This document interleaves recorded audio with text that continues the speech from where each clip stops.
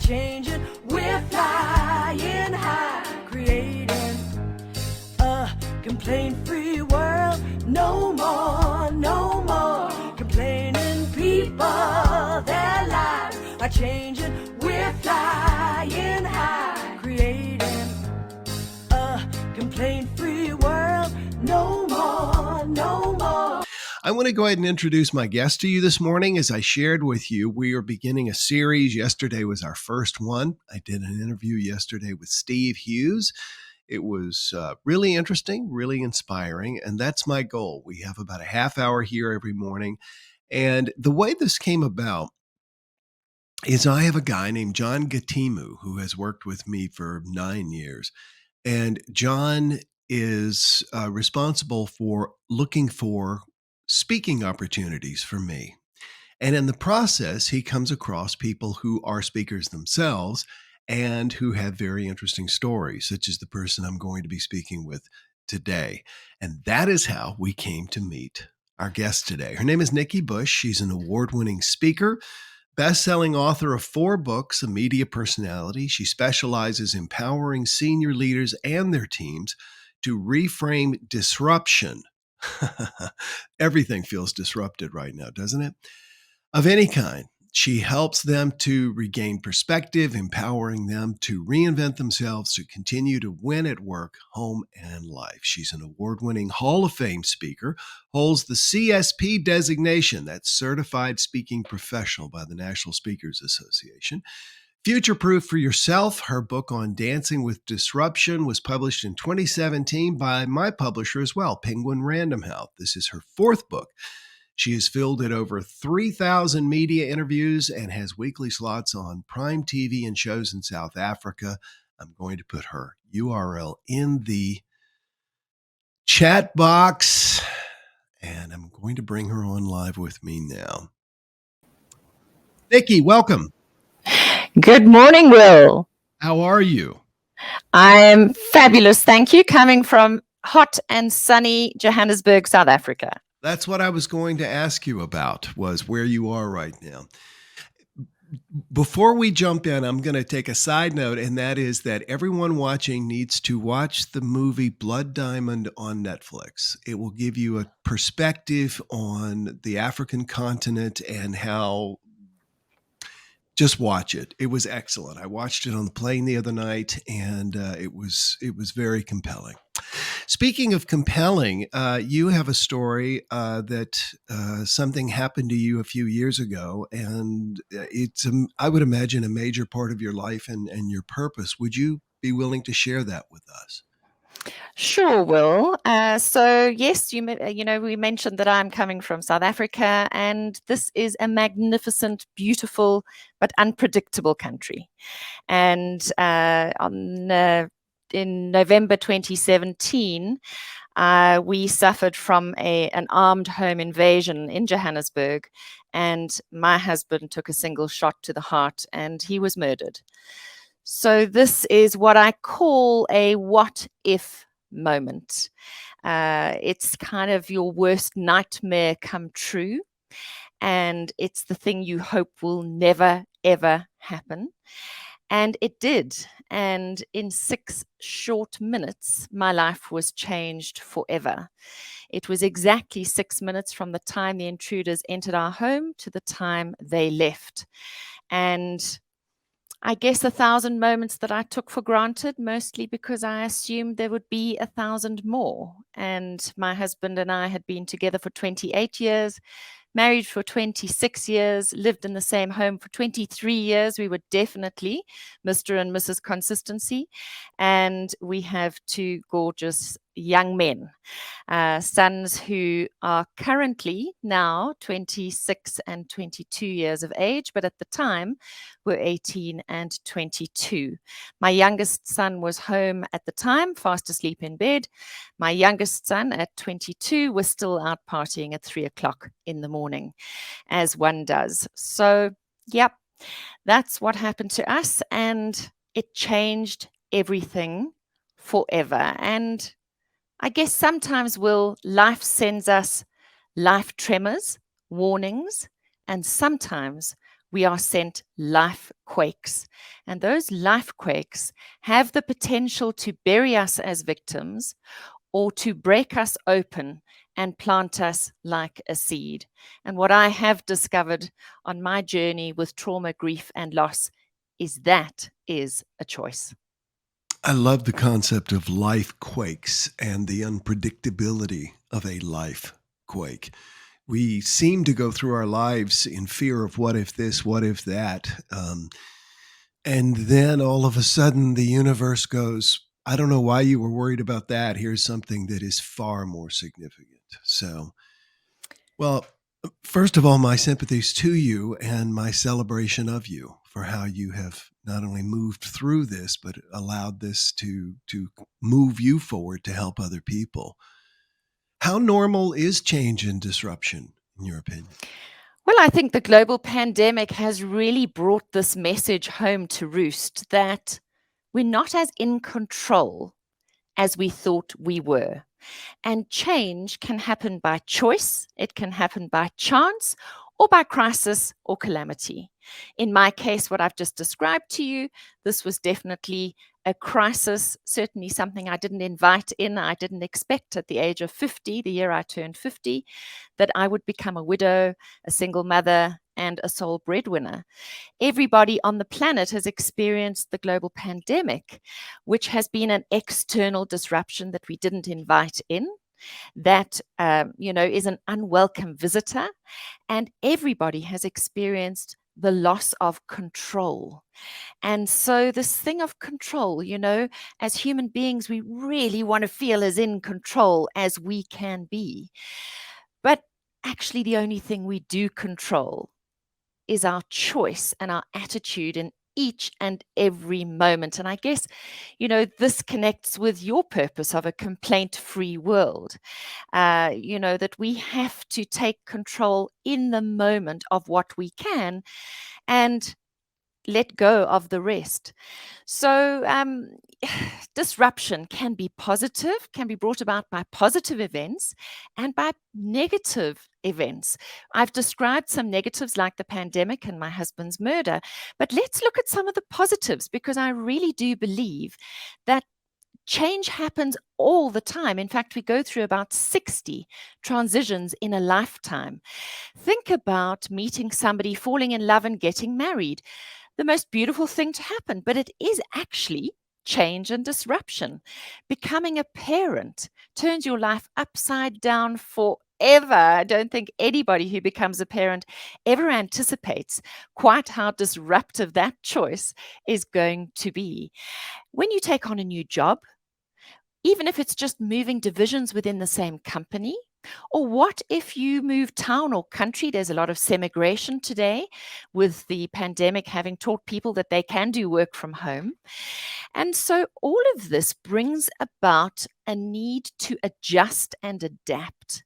And interestingly, whether it's a positive change by choice or a negative change by crisis or calamity, we actually go through the same 7 stages of adjustment and transition to this new place where we find ourselves, because we've never been here before.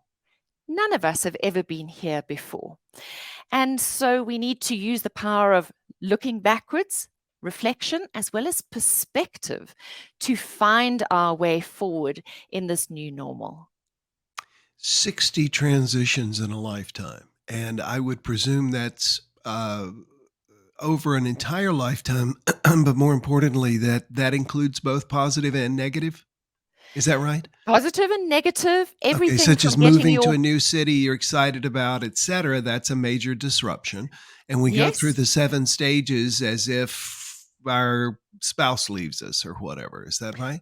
Yes, so a divorce, a death, a dread disease diagnosis, the loss of your health, the loss of your wealth, the loss of your home, the loss of your relationship. There's so much. I mean, if you think about those 60 transitions, it includes things like getting your driver's license for the first time, purchasing a new car, purchasing your first home.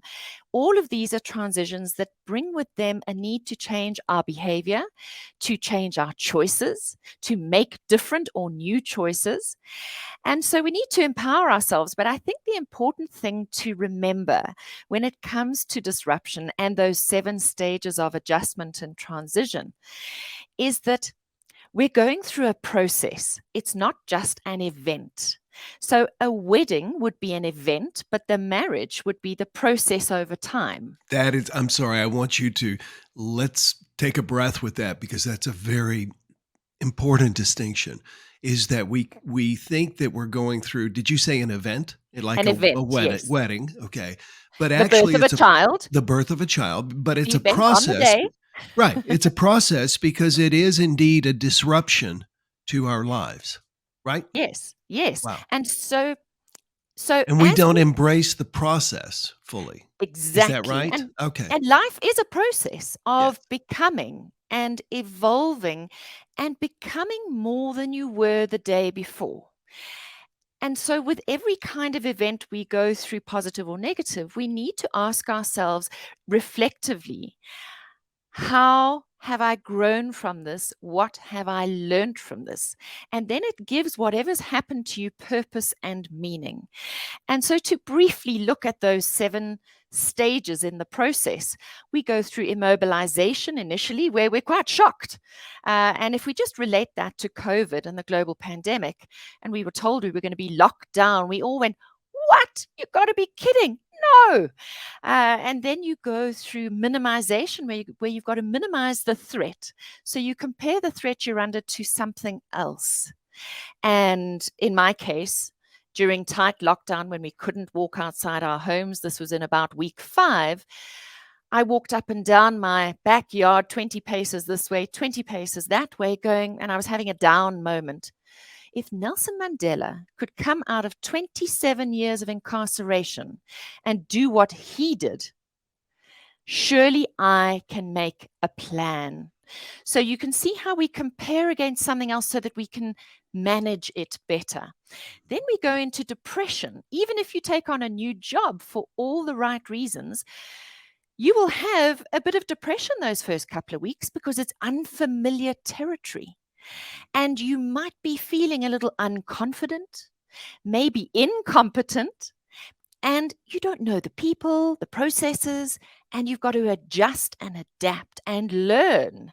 So it's a rediscovery of self in this new place, whether it's because you've become a widow or a widower, or you've taken on a new job, or you've become a new parent, whatever it is, it's embracing this new place. And so we get to the 4th stage, which is acceptance of your new reality. And that means you discover that there's only one way forward, and that's forward and not backwards. And that's an important place to get to, acceptance. And from acceptance, you start testing your new reality. Well, now there are 3 of us, not 2 of us, and testing that new reality. Or now in my situation, where I lost my husband, we also lost our home in the process because my youngest son could never sleep in our home again, having been held at gunpoint and thrown down next to his dad's body. And so our home of 23 years disappeared as well. And that took a lot of adjusting to. So much was unfamiliar. In fact, we felt like refugees in our own lives. So you start testing your new reality. And from the testing of your new reality, you move to finding meaning and then internalizing this new reality. And I can tell you that 4 years on, having been through the first 2 years after my husband's death, of course, was sheer hell, because my entire emotional life and my physical life had imploded without permission. And I love to be in control, like most of our listeners and viewers love to be in control. So, it's that the fallout also gives you the opportunity to perhaps see life differently. And this is the important part of disruption, is that internalization of that new reality, where you get to a stage like I am 4 years down the line, where I can tell you that I am leading a rich and vibrant life again, and that life is good. And so you get to the other side, you're never over it because you're always growing with the transition. But you get to a place where you can look at your life and say, life is good. And we'll get there with the pandemic. Whatever is going on in your life, if you're open to the growth and the learning, you can get to this place. But that also means that we need to take a step back and find perspective.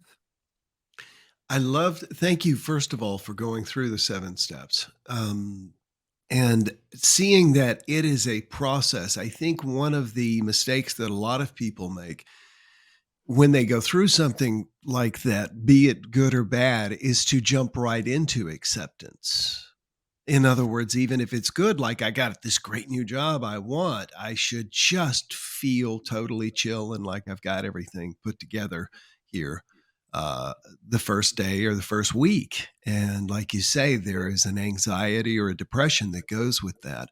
And certainly the same is true for people who lose, I got divorced a couple of years ago, et cetera. I mean, you and everyone else around you thinks that just accept it. And yet there is a process. It's an ongoing thing.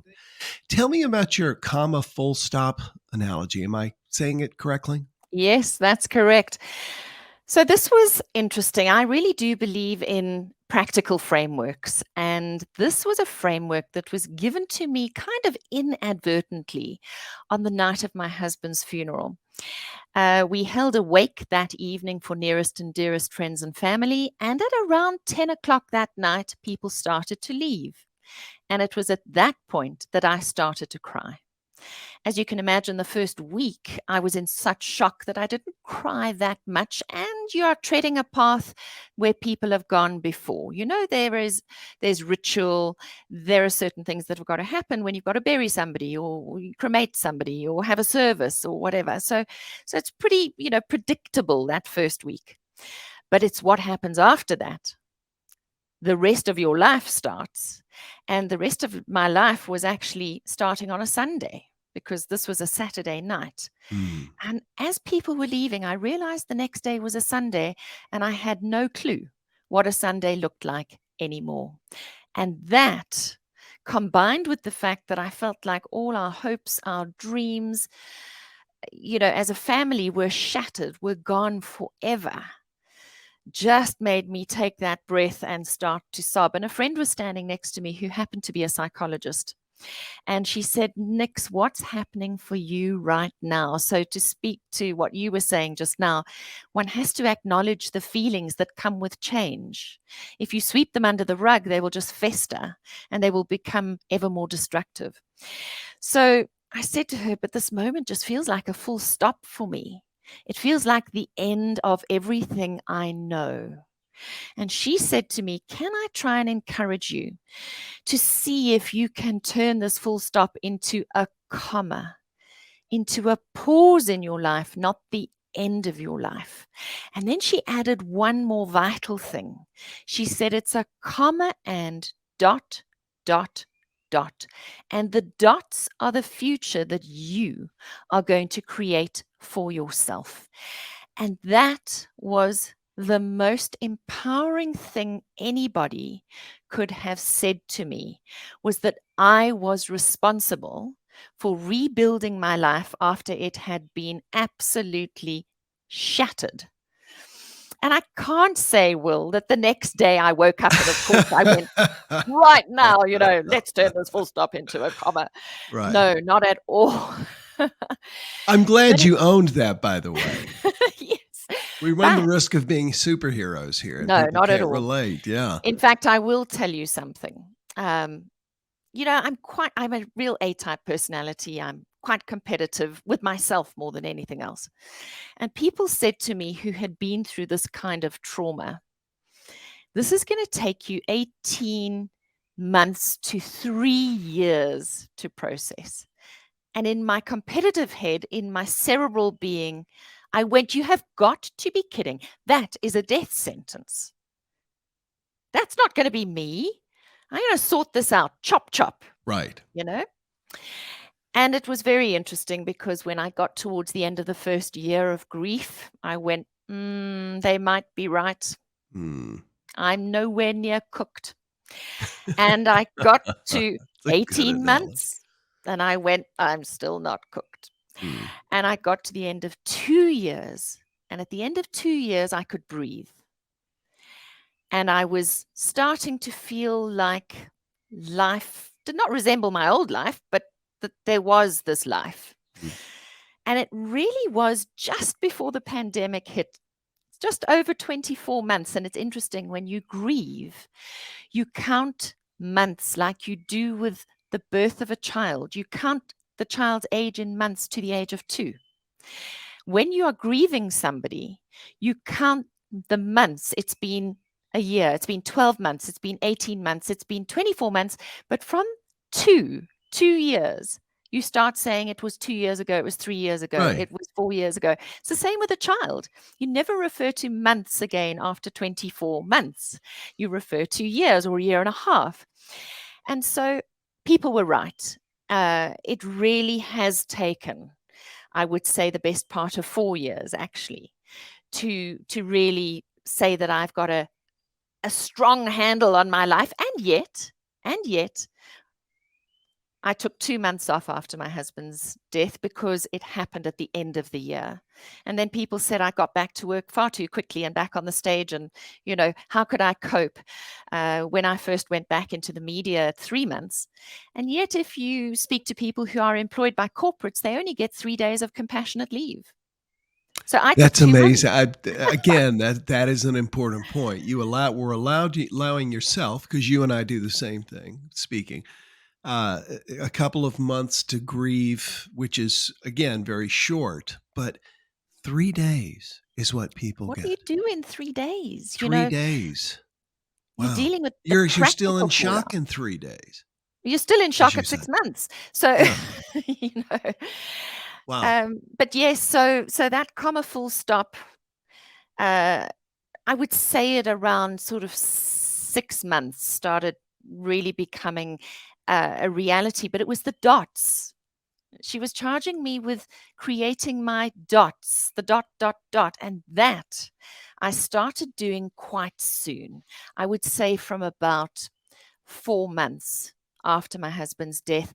The dots are made up for me of new people, new places, and new opportunities.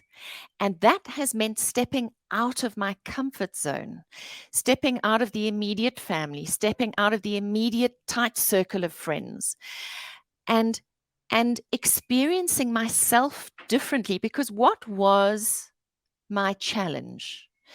Who is Nikki without Simon, with whom I'd been for 28 years? And you start to see yourself through that person's lens.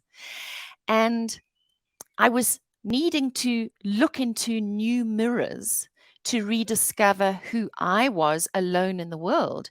And that meant actually spending time with people perhaps who hadn't known me for my whole life, who didn't always see me as Simon's widow, who just saw me as Nikki. And that was both the most terrifying and the most exhilarating experience. It's both. And that's the duality of life. And that's the duality that comes with love and loss. And it's being able to hold that ambiguity of life kind of comfortably, even when it feels desperately uncomfortable. And yes, I didn't always push myself out there, but I was very aware of needing to do so. And there was also time when I'd say to people, because people wanted me to not be alone, where I had to say, actually, no, I'm not coming to lunch because I need to sit with this aloneness. This is my reality. And aloneness is different to loneliness. And I don't think anyone who has felt aloneness, who hasn't felt aloneness, would know what I was saying. But you may resonate with this. You spoke about having been through a divorce. When you have been out to dinner parties and barbecues and braais, as we call them in South Africa, with a partner for so many years, and suddenly you find yourself driving back alone, and you can't reminisce on the evening and talk about the conversation at the dinner table or how delightful the meal was or whatever. And you just realize there's nobody to create memories with here. I am alone. But there's also this need to be alone and contemplate your new situation. So I guess self-awareness is a really important tool when you're going through a transition.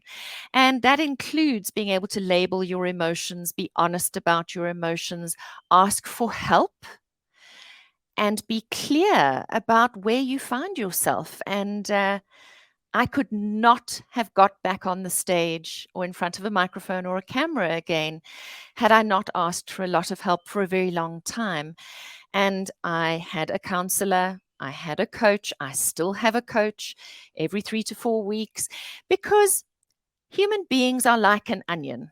We are made up of many, many layers, and every experience that we have in our lives, if we are self-aware and curious about our process, is about a delayering. And as my sister said, and I'm going to use a 4-letter word here. Go for it. When she found me crying yet again about 4 weeks after my husband's death, she said, "So what is it this time? What has triggered you?" And I told her what it was. And she said, "There's more layers than a fucking onion here." Mm. And she was so right, because just as you think you're through a layer, something else triggers your trauma, and you find there's another layer and another layer and another layer. And even 4 years on, something will trigger you again, whether it's a date, a date in the calendar year, or whether it's something that you're going through with your children and you don't have the father there with you to celebrate. Whatever it is, there will be triggers, or just a hankering after something, maybe. We do have moments, and it's important to acknowledge those moments as well.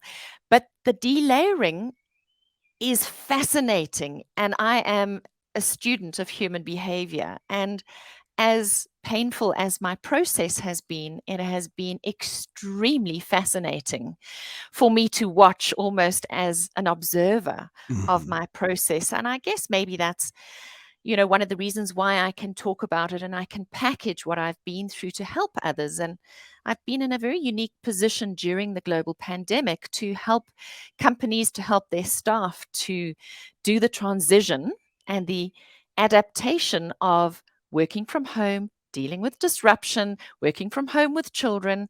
And now I'm being asked to help them with the reverse process. I've just got off the line with one of the major banks in South Africa, and they're saying, "Can you now come back and help us get our workforce back into the office 2 days a week?" And it is as disruptive as it was when they had to go home and Wow. work from home. This has been fascinating.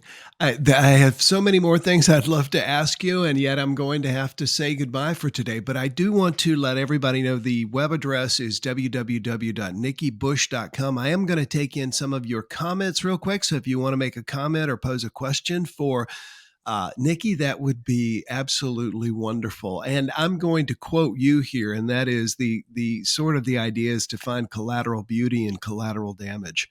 And I think for me, one of the key takeaways today is this concept that we're going to go through 60 major changes, disruptions in our lives, some good, some bad, and that this idea of wanting to control or anticipate, et cetera, et cetera, et cetera, there's only a certain amount of that we can do.